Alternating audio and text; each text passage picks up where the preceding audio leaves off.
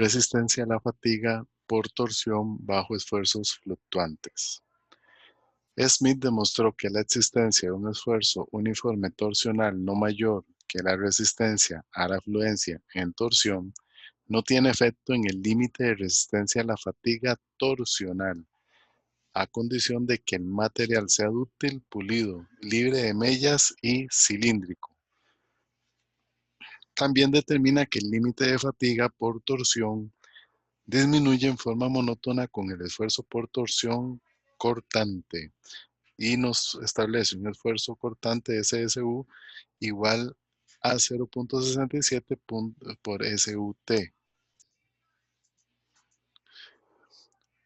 Para combinaciones de modo de carga, los problemas de fatiga se pueden dividir en tres categorías. La primera sería cargas simples completamente reversibles, cargas simples fluctuantes y la tercera combinaciones de modos de carga. En la determinación del límite de resistencia a la fatiga solo se consideraron el caso 1 y el caso 2 y el caso 3 se dejó para esta sección en específico.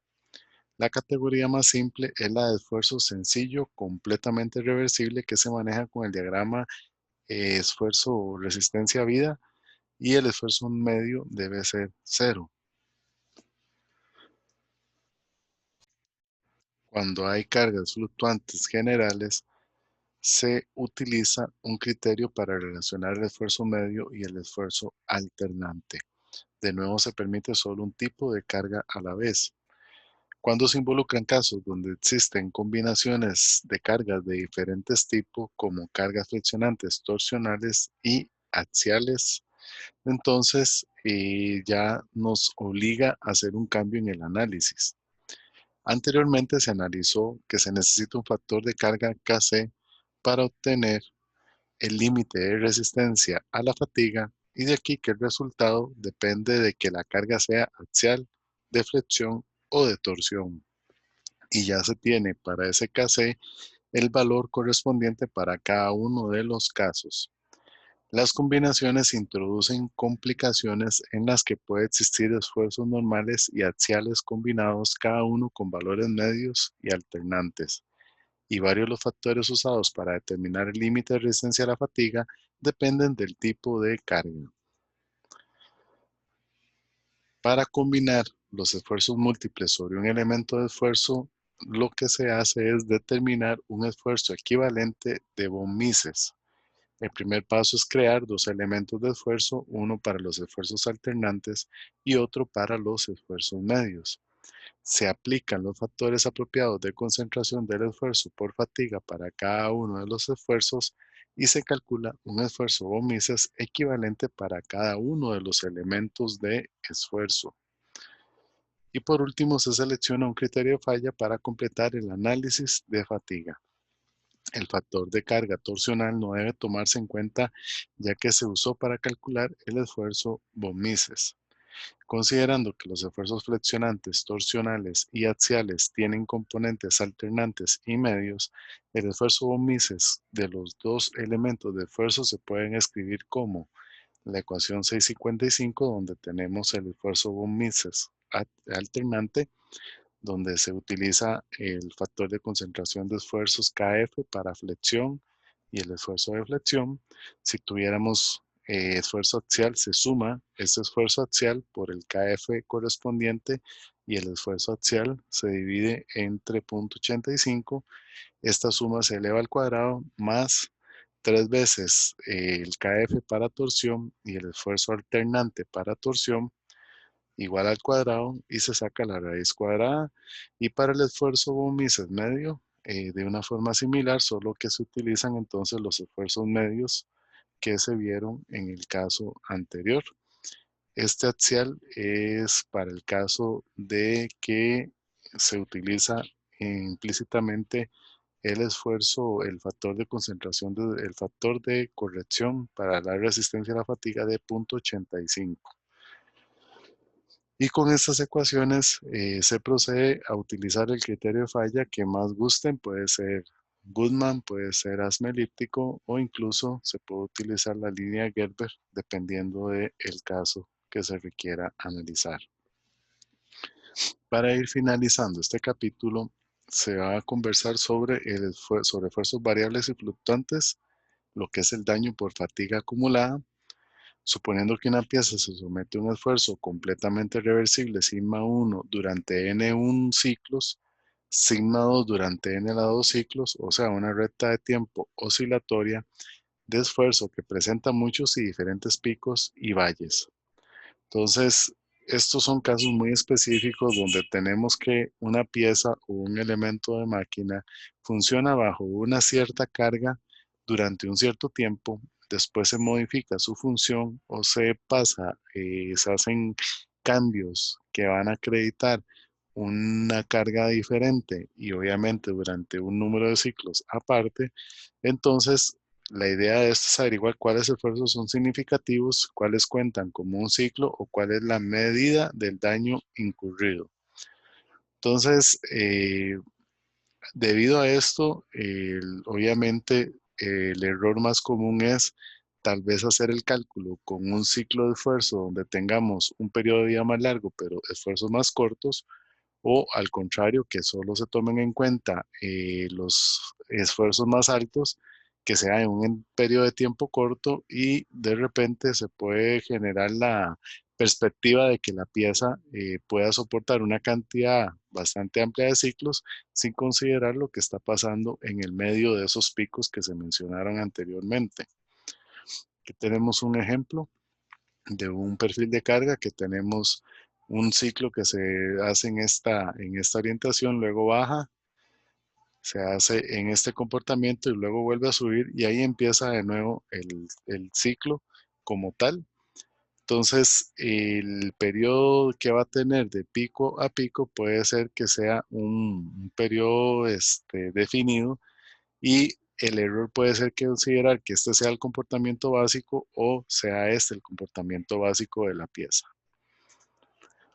Entonces, para este caso, lo que es daño por fatiga acumulada, para buscar el ciclo oculto se deben identificar los picos de carga, se generan las tablas, aquí tenemos una tabla de referencia donde tenemos el ciclo 1, el ciclo 2 y el ciclo 3.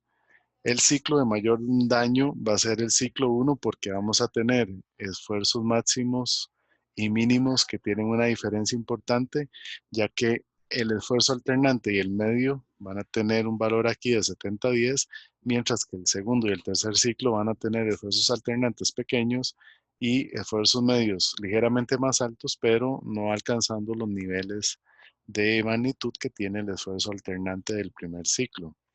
Entonces, este ciclo, si uno contempla nada más el 2 y el 3, de repente puede ver que el ciclo que se ignoró es el que ocasiona más daño y ese es el cuidado que hay que tener y el aspecto que hay que evitar no considerar.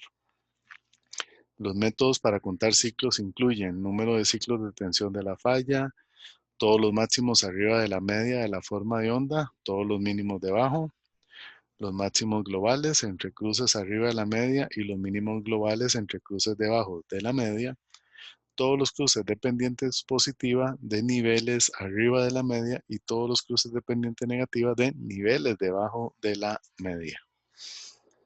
La modificación del método anterior solo con un registro realizado entre cruces sucesivos de un nivel asociado con cada nivel que se cuenta. Cada variación máxima y mínima local se cuenta como medio ciclo y la amplitud asociada es medio intervalo. Y con este método anterior, más la consideración de la media local, es lo que se conoce como la técnica de conteo de Rainflow, en la cual es de vital importancia conocer el comportamiento que van a tener las cargas y los ciclos con respecto a estas y considerarlas en el análisis para determinar esos ciclos de daño que pueden ser considerables y que obviamente nos pueden afectar el funcionamiento de la pieza. Se utiliza la regla de Palm-Miner de la sumatoria de la relación de ciclos, también llamada regla de Miner, que se escribe como el factor de seguridad entre el número de ciclos va a ser igual a una constante C, donde Ni representa el número de ciclos de la falla en ese esfuerzo, nivel de esfuerzo sigma I. Usando la formulación determinística como una regla de daño lineal, se escribe que D va a ser igual a la sumatoria de NI entre NI mayúscula. Y el último tema es la resistencia a la fatiga superficial.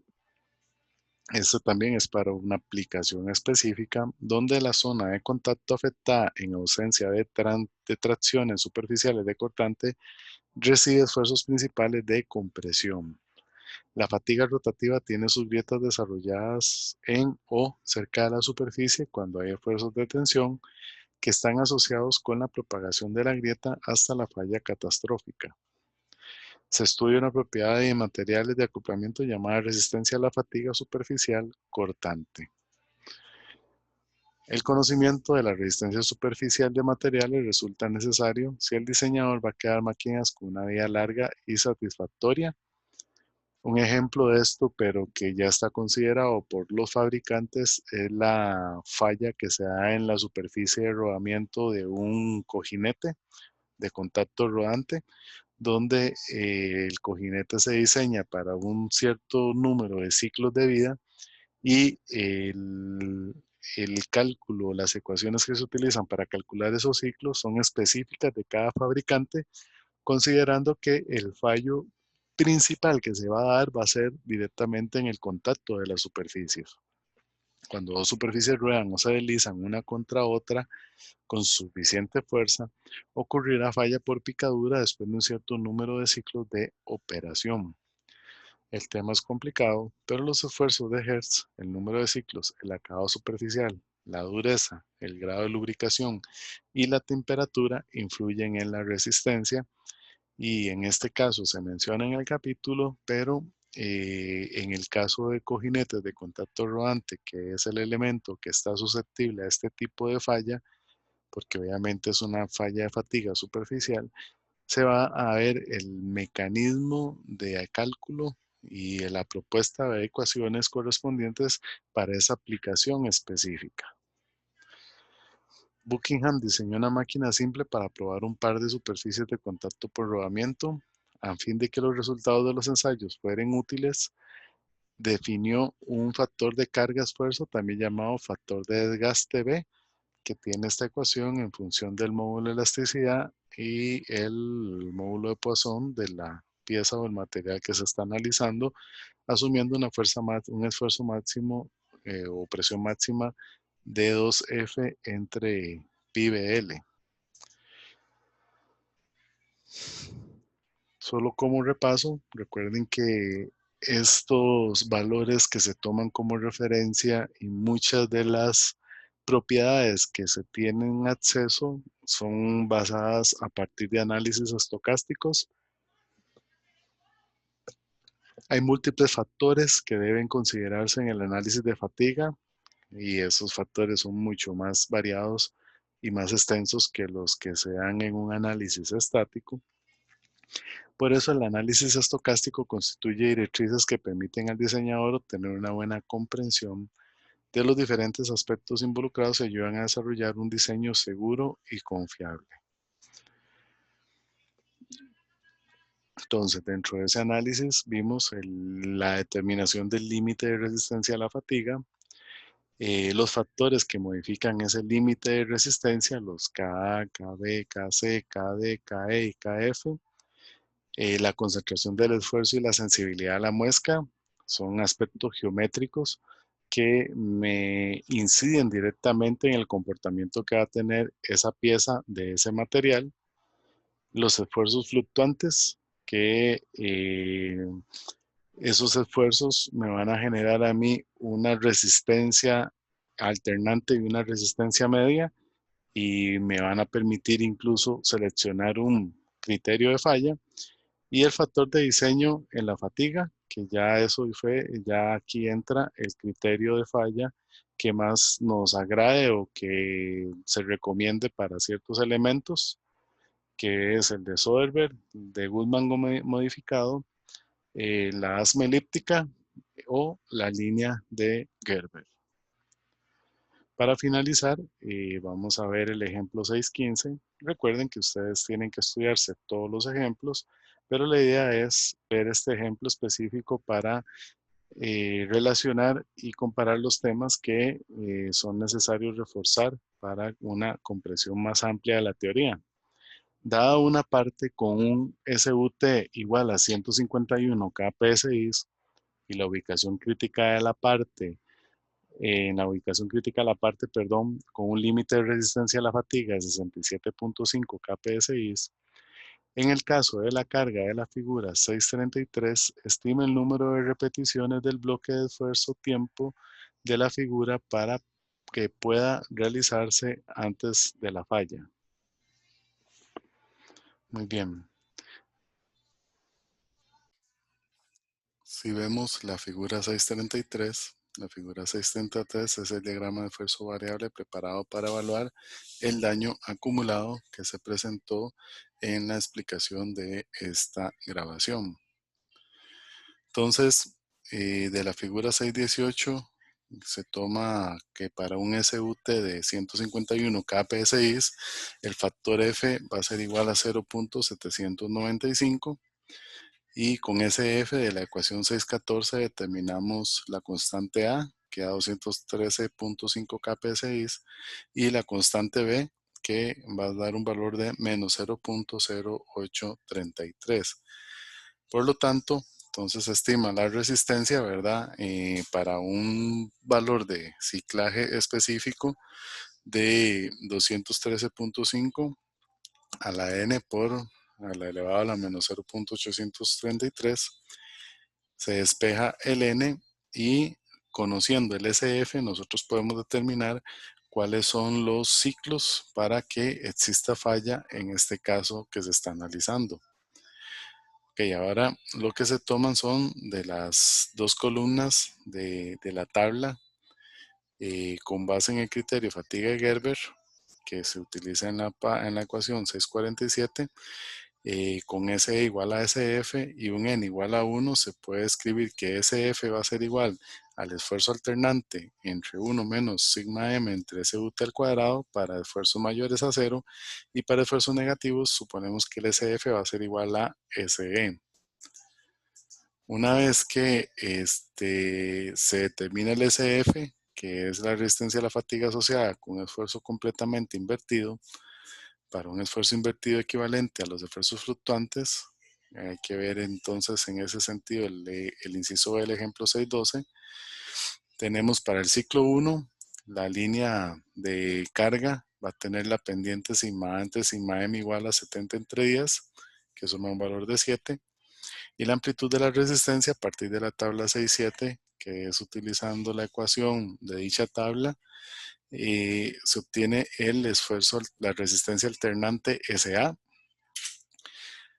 Se determina SA como 67.2 y se tiene que el alternante es 70, entonces quiere decir que el esfuerzo alternante es mayor a la resistencia alternante, entonces la vida se reduce obviamente y se toma entonces el valor de SF como el que se indicó en el caso de que sigma m fuera mayor a 0. Entonces, con ese valor se determina que con ese SF de 70.3 obtenemos un valor de 619 por 10 a la 3 ciclos para el primer ciclo. Para el segundo ciclo, que es 10 entre 50, de la tabla que se mencionó en el caso anterior, la tabla para que la repasen es la que se muestra en daño por fatiga acumulada. Esta es la tabla. Entonces aquí tenemos el sigma A, el sigma N1 y aquí tenemos el 2 y el 3. Entonces para el ciclo 2, que es el otro caso, vamos a obtener que el R va a ser 10 entre 50, que eso va a ser 0.2. La amplitud de la resistencia se calcula, se obtiene que es 24.2. Como el esfuerzo alternante es menor a la resistencia alternante, entonces básicamente el SF va a ser igual al SE por lo que hay vida infinita, entonces el número de ciclos es infinito. Y de una misma forma, el ciclo 3 también se da porque hay vida infinita. Entonces, se hace un resumen para el ciclo número 1. El SF va a ser 70.3. En el 2 y el 3 va a ser 67.5. Para este SF vamos a tener una vida definida de 619 por 10 a la 3 ciclos y para los demás vida infinita. Entonces, de la ecuación 658, el daño por bloque corresponde a, se hace el cálculo de D, donde se ponen los diferentes valores, aquí se suma 0, y D igual 1 se obtiene que N va a ser igual a 619 por 10 a la 3 ciclos, pero del ciclo donde se presenta estos ciclos de carga. Entonces, esa va a ser la respuesta al problema que se planteó. Ya ustedes tienen los canales de comunicación para dudas o consultas y con esto se finaliza la materia del capítulo 6.